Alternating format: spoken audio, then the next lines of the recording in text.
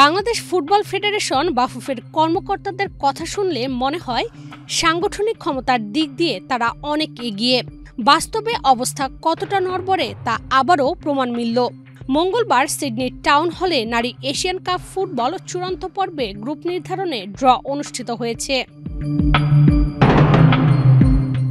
আগামী মার্চে হবে এ প্রতিযোগিতা।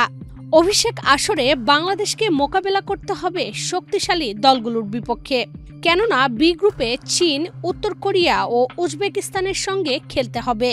উজবেকিস্তানের মেয়েরা ততটা শক্তিশালী না হলেও চীন ও উত্তর কোরিয়া দুর্দান্ত দল। আসরে 9 বারের চ্যাম্পিয়ন চীন। উত্তর কোরিয়ার মেয়েরা 3 বার এশিয়ান কাপ জিতেছে। Gold's Gym across 30+ countries with over 700+ locations worldwide. Train anywhere, belong everywhere. Ranking এর বিচারে উজবেকিস্তানকেও বাংলাদেশের চেয়ে শক্তিশালী বলা হয়। টুর্নামেন্টে তাই বাংলাদেশ শূন্য হাতে বিদায় নিলে অবাক হওয়ার কিছুই থাকবে না। গ্রুপিং বা শক্তিশালী প্রতিপক্ষ এটা কোনো ব্যাপারই না। বড় টুর্নামেন্টে বড় দলগুলোর সঙ্গে খেলতে হবেই। এ বাস্তবতা মেনে নিয়েছেন বাংলাদেশের নারী দলের হেড কোচ পিটার বাটলার। সত্যি বলতে আফ্রিদারা যে এশিয়ান কাপ চূড়ান্ত পর্বে খেলবেন এটাই দেশের ফুটবলে বড় প্রাপ্তি। নারী ফুটবলারদের পারফরম্যান্সে দেশবাসী সন্তুষ্ট, কিন্তু বাফুফে মেয়েদের কতটা গুরুত্ব দিচ্ছে এই টুর্নামেন্ট ঘিরেই প্রশ্ন উঠেছে। প্রতিযোগিতা তো আছেই, একটা টুর্নামেন্টে ড্র অনুষ্ঠান খুবই গুরুত্বপূর্ণ। বাংলাদেশের কাছে তো ছিল বিশেষ গুরুত্বপূর্ণ। মেয়েরা বাছাই পর্ব টপকে প্রথমবার চূড়ান্ত পর্বে খেলছে, অথচ বাফুফে যা করেছে তাতে স্পষ্ট হয়েছে নারী ফুটবলারদের সাফল্য ছিল তাদের কাছে গুরুত্বহীন।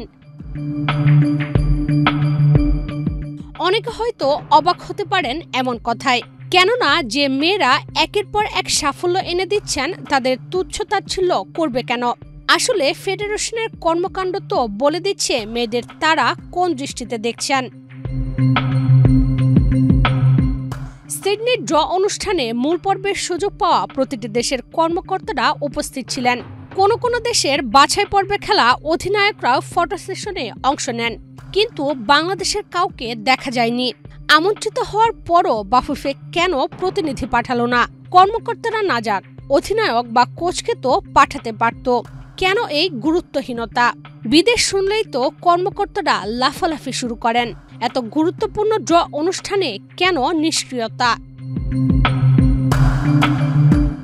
জানা গেছে ঘটনা নাকি এখানে অন্যটা। বাফুফের এক নারী কর্মকর্তা আছেন, হিসাব অনুযায়ী এ অনুষ্ঠানে তারই যাওয়ার কথা, কিন্তু তার বিদেশ যাওয়ার ওপর সরকারের নিষেধাজ্ঞা রয়েছে, তাই তিনি যেতে পারেননি। এখন প্রশ্ন হচ্ছে, তিনি ছাড়া আর কেউ কি ছিলেন না? সেই নারী কর্মকর্তার প্রভাব নাকি এতটাই বেশি, তাকে ছাড়া অন্য কাউকে পাঠাতে ফেডারেশন সাহস পায়নি। নানা বিতর্কিত ভূমিকার পরও তিনিই নাকি দাপটে পথ ধরে রেখেছেন। একজনের জন্য বাফুফে যে বারবার বিতর্কিত হচ্ছে তা কি কেউ বোঝেও বোঝে না? নারীদের যে অবহেলা করা হলো এর দায়ভার তো সভাপতির ওপরও পড়বে। একজন বিতর্কিত নারী কর্মকর্তার কারণে সভাপতি নিজেই যে বিতর্কিত হচ্ছেন তাকে তিনি বোঝেন না?